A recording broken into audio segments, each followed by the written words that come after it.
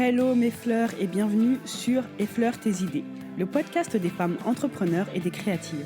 Et cette semaine, je suis ravie de vous partager ma discussion avec moi-même. Je suis Siby Kanté, la fondatrice de SBK Web Marketing, une structure de formation et d'accompagnement éligible au CPF.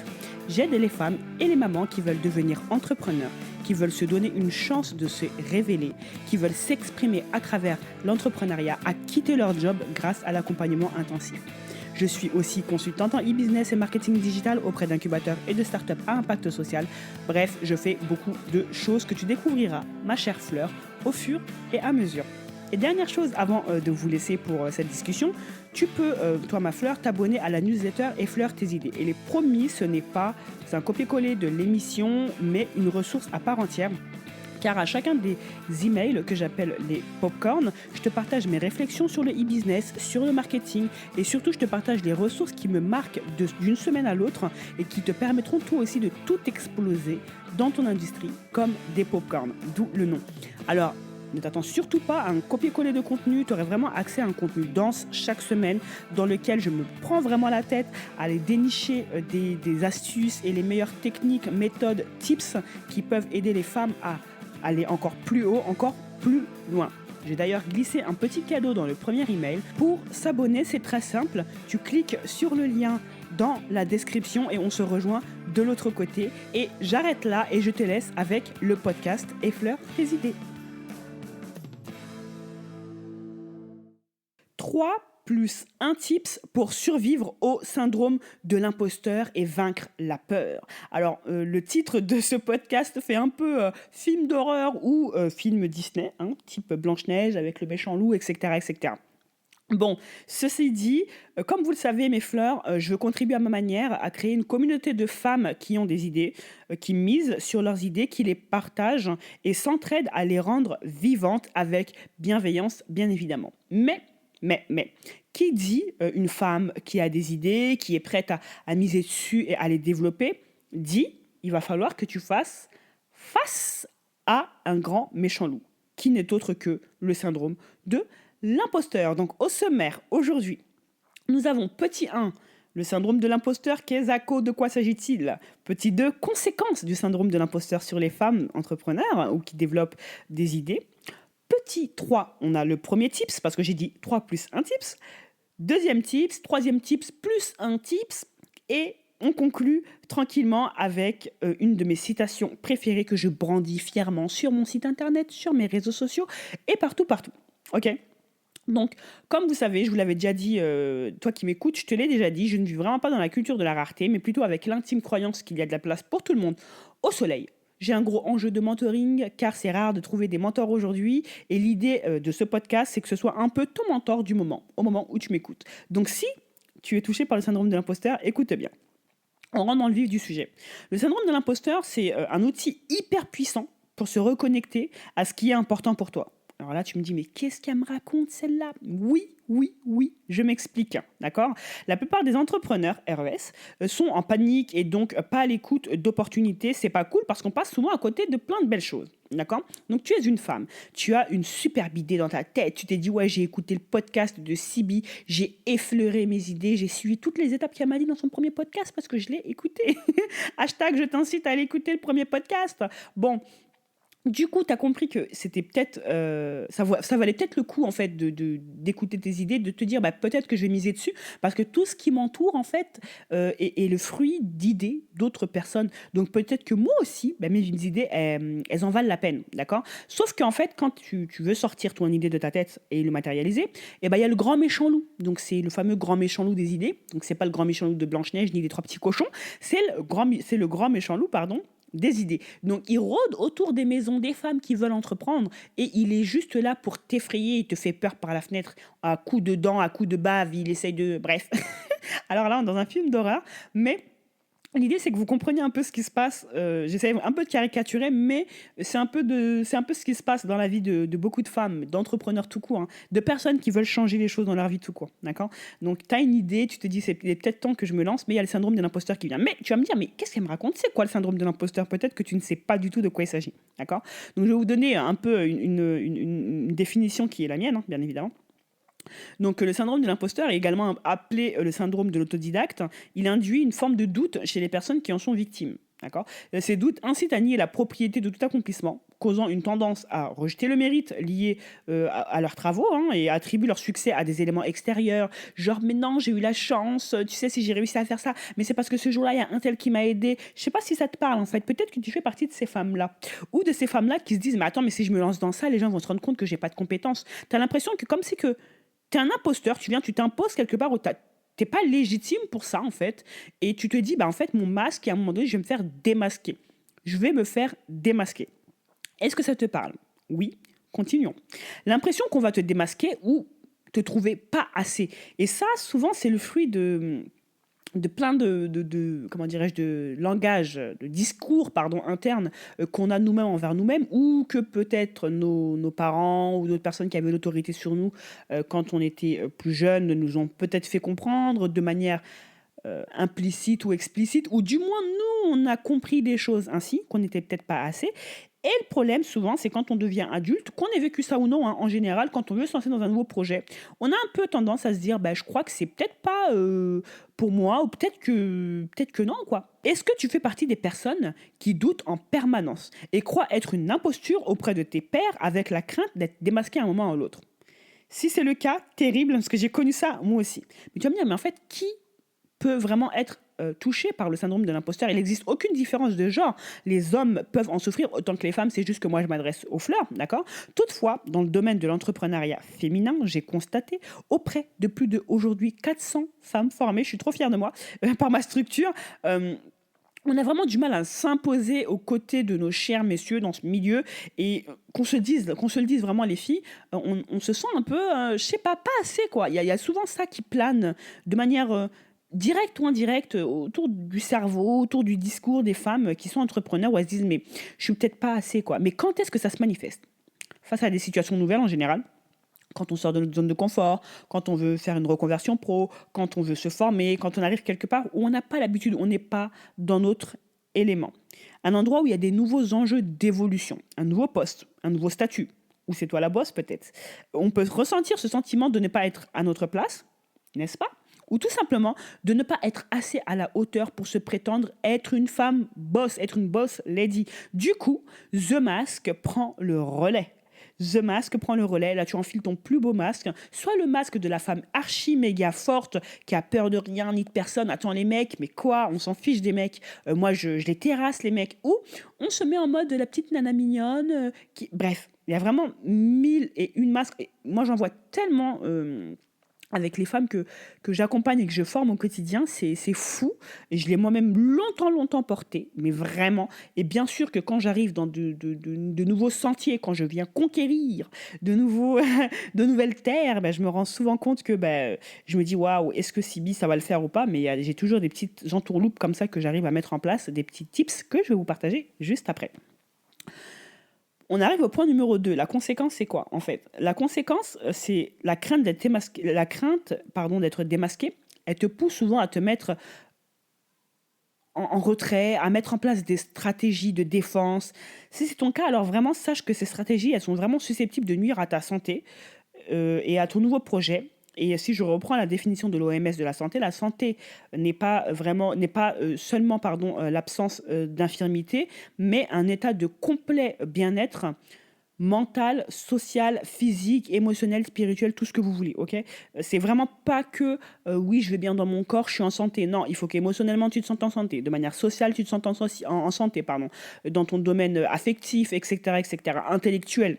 La santé, c'est vraiment un état de complet bien-être, d'accord? Mais la conséquence, si tu je t'en ai cité 2 ici, hein. Si tu ne soignes pas ce problème de syndrome de l'imposteur, d'accord? C'est que, bah, tu vas te rendre compte que, bah, il y a des choses importantes, à côté desquelles tu passes, peut-être un peu trop souvent. Ça fait peut-être trop longtemps que tu passes à côté de ces choses-là dans ta vie, en fait. Peut-être que ça fait trop longtemps que tu te dis: «Tiens, j'ai une idée, mais oh, je le fais pas. Si je le fais, mais attends, les gens vont se rendre compte que j'ai pas de compétences et les gens vont se rendre compte que je ne suis pas assez. Ils vont se rendre compte que je mérite pas ça ou ça ou ça ou ça». D'accord? Alors pourquoi c'est important que tu changes tout ça, ma fleur? Parce que cela cause souvent une trop grande énergie investie et un temps de travail trop important par rapport à la tâche demandée. Parce que comme tu te sens pas assez, il faut que tu fasses plus, plus et plus et plus. permettant du coup d'attribuer ton succès éventuel à une grande quantité de travail et non pas à tes compétences réelles, avec le risque de souffrir à long terme et à moyen terme d'un burn-out. On le connaît, ce burn-out, on entend parler du burn-out partout. Et d'un manque d'estime pardon, de soi. Les femmes entrepreneurs qui travaillent, genre, tu leur demandes, moi quand les nanas elles arrivent souvent en coaching chez moi, donc en général c'est pour 3 mois, c'est souvent pour 3 mois, ou plus. Et du coup quand elles arrivent, quand on fait un peu le bilan de tout ce qu'elles font, dès que je leur dis: «OK, tu travailles?» «Ouais, je travaille à côté». «Tu travailles combien de temps?» «Beh, je fais un 35 heures». «D'accord». Combien de temps tu as consacré au développement de ton entreprise? Parce qu'au début, le développement de ton entreprise, c'est un side project, OK? C'est quelque chose, que tu fais à côté de ton boulot, souvent, en général. Et du coup, il faut que tu y consacres du temps, beh, à côté de ton boulot pour pouvoir le développer. Et petit à petit, te renseigner auprès des bons interlocuteurs, petit à petit, poser les bonnes billes au bon endroit pour pouvoir, beh, avancer dans ton game, quoi. D'accord? Et donc le problème, c'est que les filles, elles me disent: «Ouais, mais ouais, je peux consacrer, 4 heures». Ma chérie. Donc toi, là, c'est l'accent africain qui est venu. Donc ma chérie, toi, tu travailles de 9 heures à 18 heures. D'accord? Tu rentres chez toi, tu as tes enfants et avant de dormir, tu as 4 heures encore à consacrer à ton projet et en plus, tu vas dormir et le matin, tu te réveilles 6 heures après et tu vas tenir comme ça combien de temps? Pendant combien de temps tu vas tenir comme ça? Donc on parle de burn-out au niveau du travail, mais le burn-out entrepreneurial, c'est vraiment un fléau. Moi, en tout cas, chez les nanas qui arrivent au début chez moi, je je prends toujours le temps de recadrer leur planning avec eux, de revoir leur planning, d'optimiser leur planning et leur planification. Comment est-ce qu'elles comptent gérer leur temps et tout? Parce que souvent, c'est la grosse cata et la seule chose qui leur pointe au bout de leur nez, c'est le burn-out. D'accord? Et deuxième chose, pourquoi c'est important que tu changes, parce que sinon la conséquence elle est terrible, c'est ben, la préparation à l'échec. Quand on est en mode syndrome de l'imposteur, je doute de moi, pour moi je suis pas assez, je vais finir par me faire démasquer, ils vont se rendre compte que j'ai pas les connaissances, ni les compétences, ni les diplômes, ni les certifications. Je suis pas en train de vous dire que les compétences, les connaissances, les diplômes, les certifications ne sont pas bien. C'est pas de ça que je parle là. Là, je parle de personnes qui ont une bête d'idée, une superbe idée, qui ont des connaissances, des compétences, etc. De toute manière, on va en parler juste après, ok, avant de se lancer, qui ont checké tout ça, qui se sont dit, ok, c'est bon, j'ai ce qu'il me faut pour y aller, mais que malgré tout, elles ont encore inconsciemment ce sentiment d'imposture ou de ne pas être à sa place en fait. C'est de eux que je parle. Je parle pas des gens vraiment des vrais imposteurs, d'accord? Donc le problème c'est que si ça ne change pas, prépare-toi à l'échec avec une motivation et un investissement volontairement freiné qu'on peut aussi appeler auto-sabotage. Parce qu'en restant comme ça, naturellement, tu vas t'auto-saboter, tu vas limiter le fait d'aller provoquer certaines opportunités, ou même s'il y a une opportunité qui va se présenter à toi, tu vas te dire peut-être que je ne la mérite pas. D'accord. Cette stratégie te permet d'éviter la confrontation avec les félicitations de tes pairs, mais ne concourt pas à ton épanouissement, hélas. Là, tu me dis, ok, Sibi, tu nous racontes tout ça sous ta couette parce que je suis sous ma couette. Tu nous racontes tout ça sous ta couette, c'est cool. Maintenant, je fais quoi? Alors, premier tips, parce que j'ai dit 3 plus 1 tips. Le premier tip, c'est faire l'état des lieux. D'accord. Vous connaissez la fameuse roue de la vie qui est une roue hihihi, qui est une roue qu'on divise en 8 parties qui reprend chacune un des domaines de notre vie. Donc il y a la santé, il y a la spiritualité, il y a les finances, il y a le développement personnel, il y a les loisirs, il y a les amis, il y a les amours, etc. Donc vraiment chacun en fonction de tes valeurs principales, bien évidemment, de la manière, du plan que tu as pour toi. Ça va faire l'objet d'un prochain podcast, le plan. D'accord?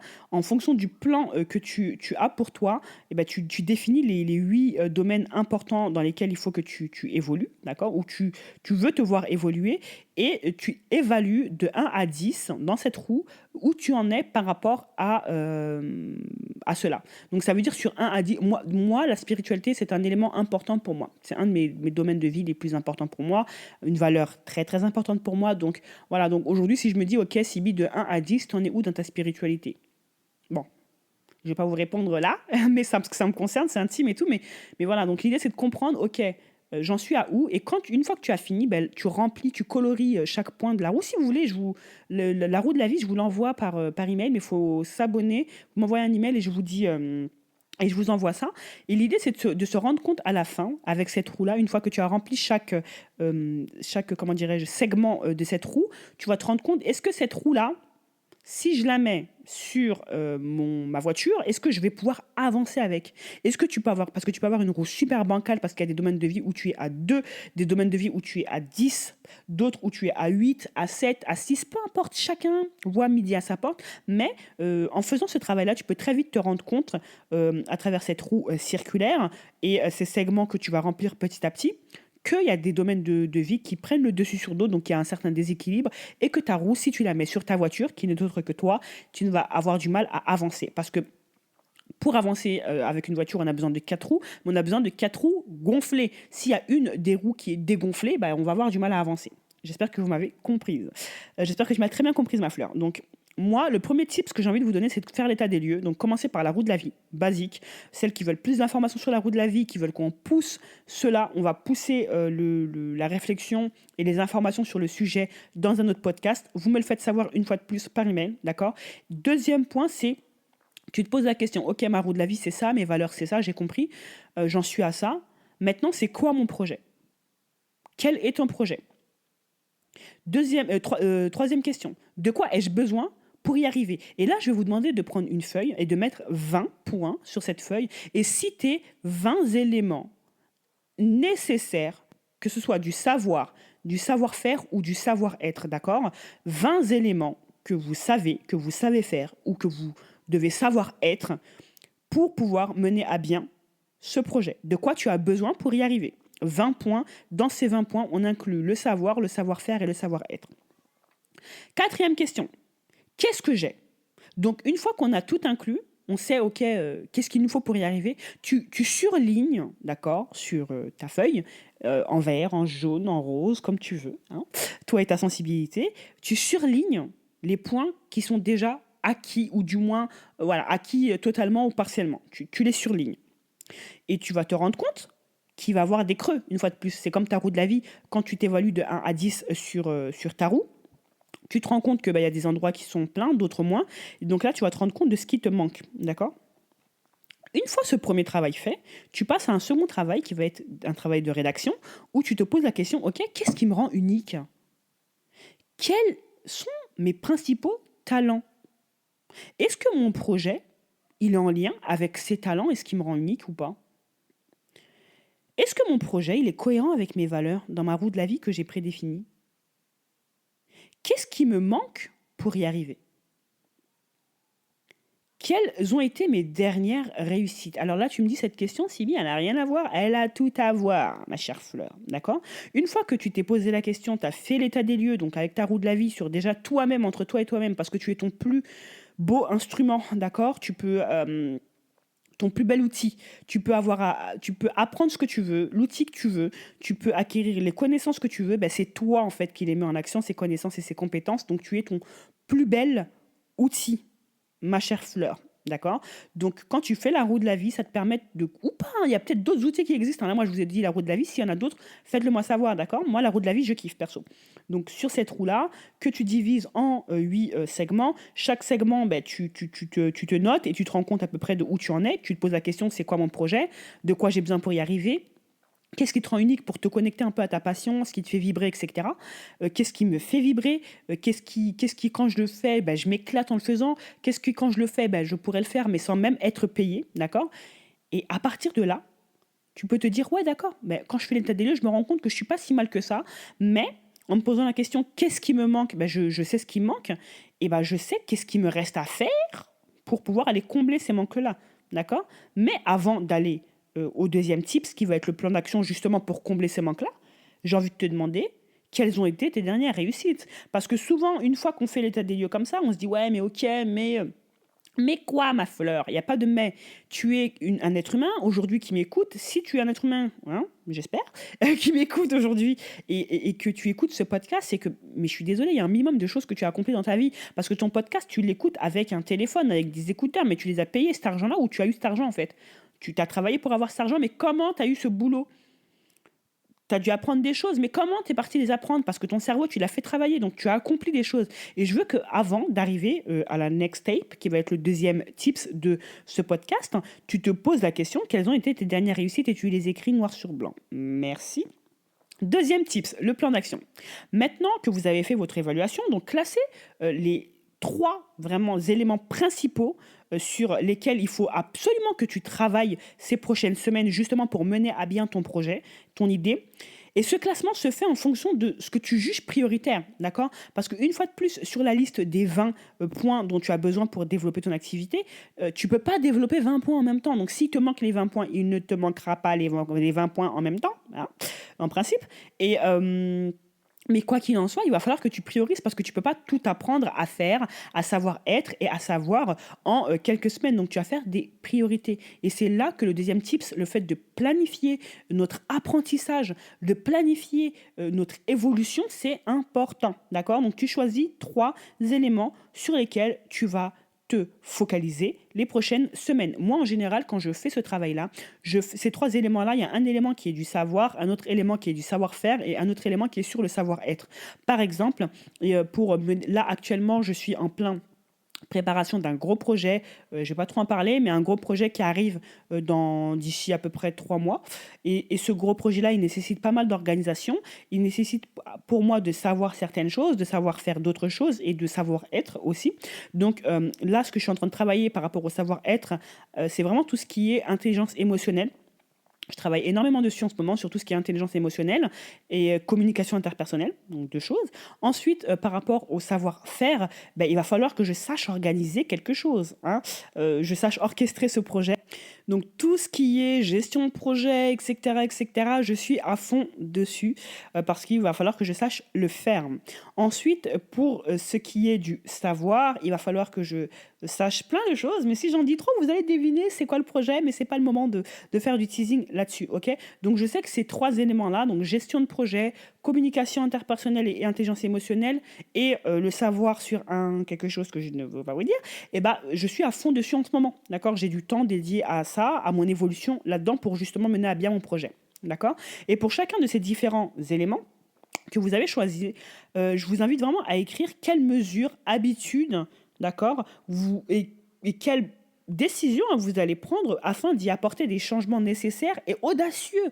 Soyez audacieuses, mesdames, d'accord? Et pour finir tout ça avec un planning en tenant compte, bien évidemment, de tes ressources temps et tu y vas, tu écris ton petit planning. Donc, tu mets dans ton planning tes 7 jours dans la semaine, ce que tu as à faire d'obligé, donc ton boulot, en l'occurrence, tes enfants, je sais pas, peut-être tu pas d'enfants, peut-être que tu passes le permis, tes heures de conduite, vraiment que tu aies un planning sur 7 jours clairs où tu sais quel jour je fais quoi.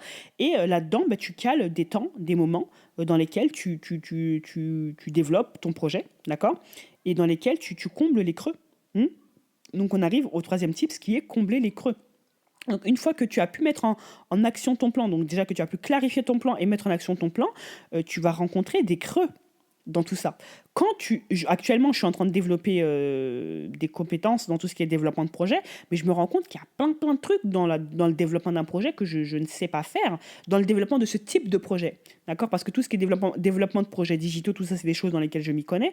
Mais là, je suis en train de développer un projet spécifique dans lequel il y a certaines spécificités auxquelles j'ai jamais fait face, en fait. D'accord?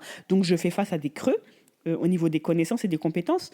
Et c'est ce qui va t'arriver, d'accord? Donc, quand ces creux vont arriver, au lieu de te dire je suis une imposture, tu vois, regarde, je sais même pas faire ça. J'ai voulu lancer mon entreprise, je sais même pas faire de la comptabilité, mais tu n'as pas besoin d'être comptable pour lancer ton entreprise. Par contre, tu peux faire appel à un comptable, c'est très très important pour toi, d'accord? Tu as besoin de connaître les notions de la comptabilité, savoir comment tu gères tes résultats de compte, etc., etc. Tes écritures à peu près, vraiment, sans rentrer dans trop de comptabilité comme un vrai comptable, mais tu as besoin de savoir comment est-ce que tu calcules tes recettes, etc., etc. Moi, au début, je me suis lancée, je n'y connaissais rien. D'accord? Et je suis vraiment pas the gestionnaire financière, etc. Là, ces derniers mois, je m'initie à ça et franchement, ça se passe super bien. Et c'est ces 2 derniers mois où je suis à fond dedans, vraiment, je suis à fond dedans. Mais voilà, c'est pas évident. D'accord? Donc, quand tu veux lancer un projet et que tu te rencontres des creux dans ton savoir, dans ton savoir-faire ou dans ton savoir-être, au lieu de te dire je suis une imposture, regarde, c'est le moment où je vais me faire démasquer par mes pairs. Ils vont se rendre compte que je suis une brêle, je sais pas faire ci, ça. Non. Tu combles tes creux, tu te dis, tu reviens pareil, tu fais le même système que le premier tips. Tu te poses, ok, j'ai besoin de quoi? J'ai besoin de ça. Donc, pour mener à bien mon projet, il faut que j'apprenne davantage sur tel sujet. Comment je vais le faire? Comment je vais le planifier? D'accord? Donc, à chaque fois, tu pars sur cette boucle, d'accord, d'apprentissage, tu te poses des questions, tu vas lire, te documenter, rencontrer d'autres personnes qui peuvent t'aider à combler ces creux ou te faire coacher et accompagner si tu en as besoin. D'accord? Mais ne fais surtout pas de ces creux, ces dips là auxquels tu vas faire face, bah, tu vas mettre ton sac de couchage, ta tente et tu vas rester dormir dedans parce qu'au final, n'as pas envie de faire demi-tour parce qu'il y a quand même du chemin que tu as parcouru. Donc, tu atterris dans ce creux-là et tu te dis, bon, bah, je vais peut-être faire un petit somme pendant quelques temps, je ne sais pas trop comment je vais m'en sortir. Non, sois proactif. Va chercher des informations, pose-toi des questions, rencontre des gens, écoute des podcasts, regarde des vidéos, lis des bouquins. Il y a sûrement une personne sur Terre qui est passée par la difficulté par laquelle tu passes aujourd'hui. Et ne saisis pas cette occasion de creux, d'accord, dans laquelle tu te rends compte que tu n'as pas toutes les connaissances ni les compétences pour mener à bien ton projet. Ne profite pas de cette occasion pour t'affirmer, te réaffirmer dans ton sentiment de ne pas être légitime et d'être une imposture. D'accord? Dis-toi que ça ne serait jamais le bon moment pour te lancer et comment dirais-je, tu es la seule à pouvoir déterminer ce que tu peux réaliser ou pas en fait. La réalité de quelqu'un n'est pas ta réalité, d'accord? Mais toutefois, agir en toute âme et conscience, d'accord? En toute clarté, en ayant fait l'état des lieux sur ce que tu sais faire, ce que tu sais être, d'accord? Ça va réduire l'effet du syndrome de l'imposteur parce que derrière, tu as aussi écouté et pratiqué mon tips numéro 2 qui va être plan d'action où tu vas mettre en place des plans d'action pour justement t'aider à grandir au lieu de t'auto-saboter et de t'auto-censurer. D'accord? Un tips bonus que je vous donne aujourd'hui, que je te donne à toi, ma fleur, c'est vraiment, tiens un carnet. Tenir un carnet, ça a vraiment changé ma vie, clairement. On ne se souvient pas de tout ce qu'on vit. En tout cas, personnellement, moi, je ne me souviens pas de tout ce que je vis. Si je réfléchis, hier après-midi, j'ai mangé quoi? Ah, c'est bon, je me souviens. Mais si je me pose la question, ok, avant-hier, qu'est-ce que j'ai mangé? Je ne me souviens pas. Encore moins ce que je fais au quotidien, d'accord? Alors, écrire au jour le jour ou à la semaine, documenter le développement de notre idée, de notre projet, d'accord? En écrivant sur un carnet, peut-être digital ou pas, hein, d'accord? Ce que tu ressens en faisant telle ou telle chose, tes réactions, tes pensées. D'accord? Tu vas finir par y découvrir des patterns et des informations sur toi te permettant d'anticiper ou pas des situations ou des réactions liées au grand méchant loup. Donc toi-même, tu sais dans quelle situation le syndrome de l'imposteur, il devient grand chez toi. T'en es victime, d'accord? On part du principe où t'en es victime, j'en suis victime, on en est tous victimes. Le grand méchant loup, il rôde autour de la maison de tout le monde. Sauf qu'en fait, la seule chose qu'il sait faire, c'est te faire peur. Il n'est pas capable de te manger. Tu es la seule à être capable de mettre off sur ton projet. Le grand méchant loup n'est pas capable de te faire ça. Par contre, s'il sait que tu cèdes à ses caprices, il va t'effrayer et il va te faire arrêter ton projet. Ça, c'est sûr et certain. Mais tu es responsable, ma fleur, d'accord? Donc, tenir un journal, un carnet, ça c'est vraiment le truc qui a sauvé beaucoup de mes projets, vraiment, parce que je me suis rendu compte que, eh ben, en fait, là, quand je pense telle chose de moi que je suis capable ou que je suis pas capable, en général, ça vient quand, eh ben, dans la journée, j'ai rencontré quelqu'un et qu'il a fallu que je pitch mon projet, parce qu'au début, c'était surtout ça. À chaque fois que je devais pitcher mon projet, je devais parler de mon projet à des gens qui pouvaient être intéressés par mon projet, et ben, je ressentais ce truc-là, l'air de dire, non, mais t'es sérieuse, t'es femme de ménage, qu'est-ce que tu me racontes, t'es entrepreneur, tu racontes quoi là? T'es formatrice de où? Mais des phrases super violentes qui me venaient comme ça, et le carnet m'a vraiment fait me rendre compte de ce que je vivais, d'agréable et de moins agréable, et qu'est-ce qui déclenchait mes réactions, mes pensées, mes émotions, et comment je réagissais moi derrière en termes d'action. D'accord? Et si je peux te donner un bonus spécifique encore, c'est écrire au début de ton carnet une lettre dans laquelle tu te remercies pour tous tes accomplissements passés. Tous ces moments où tu t'es dépassé, où tu as fait preuve de courage et de talent, ma fleur. Et tu t'engages à t'améliorer dans tes domaines, dans les éléments que tu aurais choisi de t'améliorer, ok? Dans les éléments dans lesquels tu veux progresser, car on peut toujours progresser. Donc le dernier type, c'est tiens un carnet, écris dessus au jour le jour, à la semaine, tous les 2 jours, tous les 3 jours, comme tu veux, dans lequel tu vas recenser tes pensées, tes émotions, tes réactions, les actions que tu fais au quotidien, et comment est-ce que tu vis les choses de manière physique, émotionnelle, intellectuelle, etc. Et tu essayes de revenir sur ce carnet OK? Et de te dire: «OK, de temps en temps, tous les mois, tous les 2 mois, je vais relire le carnet» et tu verras qu'en te relisant de jour en jour, de semaine en semaine, tu vas te rendre compte qu'en fait, il y a eu des situations similaires et que ces situations-là, tu aurais pu peut-être les désamorcer avec un peu plus de recul. Et ce recul-là, comment tu le prends sur toi en général? C'est grâce à un carnet, grâce à quelque chose qui te permet de te voir hors de toi, hors du fait d'être en action. C'est un peu bizarre ce que je dis, mais par exemple, moi, quand je tourne des vidéos, que je tourne mes podcasts, quand je me réécoute, c'est rigolo, je me réécoute avec un autre œil parce que je suis extérieur à moi à ce moment-là. Bref, j'espère que vous m'avez comprise, d'accord? Donc, conclusion, je voudrais te poser une petite question, ma fleur. Si tu as des enfants, une petite sœur, ou peut-être que tu es maîtresse d'école, ou que tu as la responsabilité sur certaines personnes, est-ce que tu leur donnes le droit à ces personnes-là de céder aux méchants loups? Est-ce que tu as une petite sœur, un enfant, une amie, la petite sœur d'une amie auquel tu tiens vraiment? Si demain elle avait une idée, qu'elle voulait miser sur son idée, donc imagine ton futur enfant, il est déjà là, d'accord? Ton futur enfant est déjà là, ou ton enfant, il est là en face de toi. Il veut miser sur son idée, sauf que il y a le grand méchant loup qui rôde autour de sa tête et qui lui dit: «Mais t'es pas capable, mais t'es pas assez, mais tu vas te faire cramer, mais t'es sérieux, qu'est-ce que tu fais?» etc., etc. Quel conseil tu vas lui donner? Est-ce que tu vas lui laisser le droit de céder, en fait? Et comment tu oses réagir avec toi différemment? Souvent, je parle de ça, je me dis: «Mais je comprends pas, surtout nous les mamans là, on ne laisse pas le temps à nos enfants de procrastiner quand ils ont des devoirs à faire, on leur fait faire les devoirs.